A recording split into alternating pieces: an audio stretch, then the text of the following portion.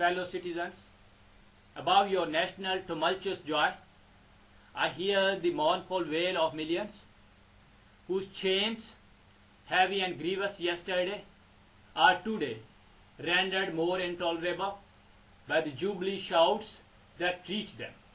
If I do forget, if I do not faithfully remember those bleeding children of sorrow this day, may my right hand forget her cunning, and may my tongue cleave to the roof of my mouth, to forget them, to pass lightly over their wrongs, and to chime in with the popular theme would be treason most scandalous and shocking, and would make me reproach before God and the world.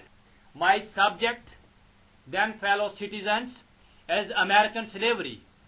I shall see this day and its popular characteristics from the slave's point of view, standing there identified with the American bondman, making his wrongs mine. I do not hesitate to declare with all my soul that the character and conduct of this nation never looked back blacker to me than on this 4th of July. Whether we turn to the declarations of the past or to the professions of the present, the conduct of the nation seems equally hideous and revolting. America is false to the past, false to the present, and false and solemnly binds herself to be false to the future.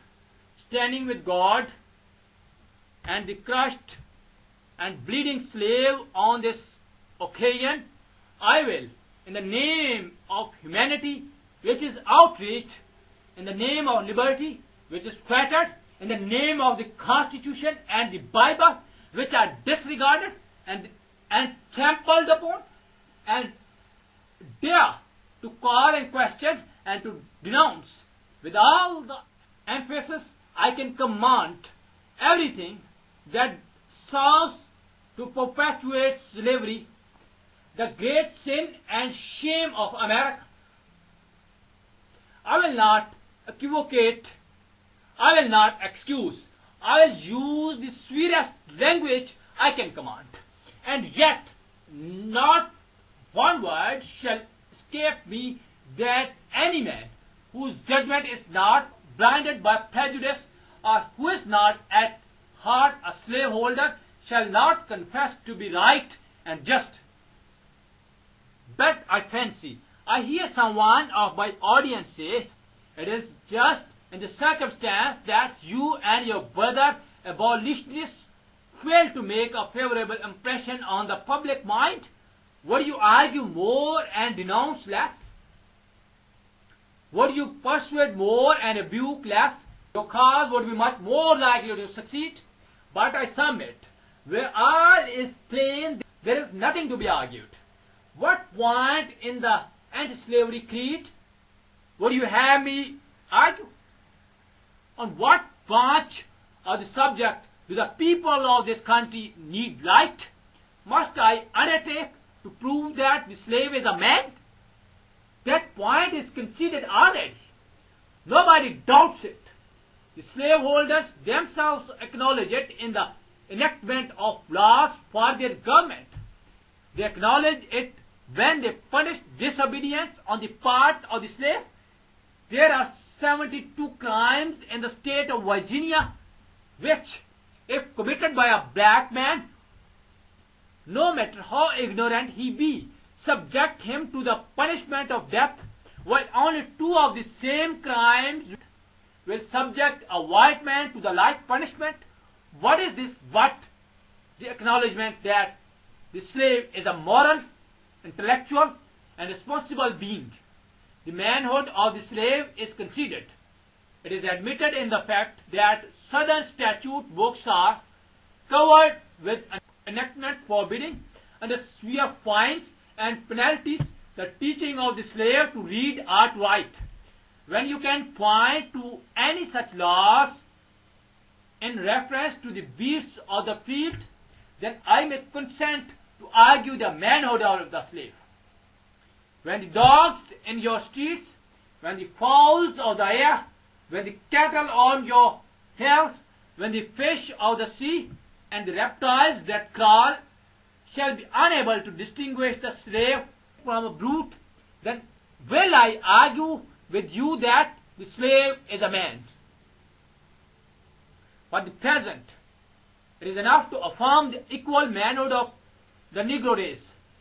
Is it not astonishing that while we are plowing, planting, and reaping, using all kinds of mechanical tools, erecting houses, constructing bridges, building ships, working in metals of brass, iron, copper, silver, and gold, that while we are reading, writing, and ciphering, and acting as clerks, merchants, and secretaries, having among us lawyers, doctors, ministers, poets, authors, editors, orators, and teachers, and that while we are engaged in all manner of enterprises common to other men, digging gold in California, capturing the whale in the Pacific, feeding sheep and cattle on the hillside, living, moving, acting, thinking, planning, living in families as husbands, wives, and children, and above all confessing and worshipping the Christian's God, and looking hopefully for life and immortality beyond the grave, we are called upon to prove that we are men. Would you have me argue that man is entitled to liberty? That he is the rightful owner of his own body? You have already declared it. Must I argue the wrongfulness of slavery? Is that a question for Republicans? Is it to be settled by the rules of logic and argumentation? As a matter beset with great difficulty, involving a doubtful application of the principles of justice, hard to be understood, how should I look today in the presence of Americans, dividing and subdividing a discourse to show that men have a natural right to freedom, speaking of it relatively and positively, negatively and affirmatively? To do so would be to make myself ridiculous and to offer an insult to your understanding. There is not a man beneath the canopy of heaven that does not know that slavery is wrong for him. What am I to argue that it is wrong to make men brutes, to rob them of their liberty, to work them without wages, to keep them ignorant of their relations to their fellow men, to beat them with sticks, to flay their flesh with the lash, to load their limbs with irons, to hunt them with dogs, to sell them at auction, to sunder their families, to knock out their teeth, to burn their flesh, to starve them into disobedience and submission to their masters?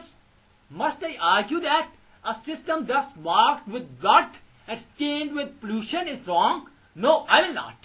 I have better employment for my time and strength than such arguments would imply.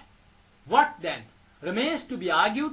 Is it that slavery is not divine, that God did not establish it, that our doctors of divinity are mistaken? There is blasphemy in the thought that which is inhuman cannot be divine. Who can reason on such a proposition? They that can may, I cannot. The time for such argument is past. At a time like this, scorching iron, not convincing argument is needed. Oh, had I the ability and could I reach the nation's ear, I would today pour out a fiery stream of biting ridicule, blasting reproach, withering sarcasm, and stern rebuke. For it is not light that is needed, but fire. It is not the gentle shower, but thunder. We need the storm, the whirlwind, and the earthquake. The feeling of the nation must be quickened. The conscience of the nation must be roused. The propriety of the nation must be startled. The hypocrisy of the nation must be exposed, and its crimes against God and man must be proclaimed and denounced. What to the American slave? Is your 4th of July? I answer, a day that reached to him. more than all other days in the year, the gross injustice and cruelty to which he is the constant victim, to him your celebration is a sham. Your boasted liberty and unholy license, your national greatness, swelling vanity, your sounds of rejoicing are empty and heartless. Your denunciation of tyrants, brass-fronted impudence, your shouts of liberty and equality, hollow mockery, your prayers and hymns, your sermons and thanksgivings, with all your religious faith and solemnity, are to him mere bombast, fraud, deception, impiety, and hypocrisy. A thin veil to cover up crimes which would disgrace a nation of savages. There is not a nation of savages. There is not a nation on the earth guilty of practices more shocking and bloody than are the people of the United States at this very hour. Go where you may, search where you will, roam through all the monarchies and despotisms of the old world, travel through South America, search out every abuse, and when you have found the last, lay your facts by the side of everyday practices of this nation, and you will say with me that for revolting barbarity and shameless hypocrisy, America reigns without a rival.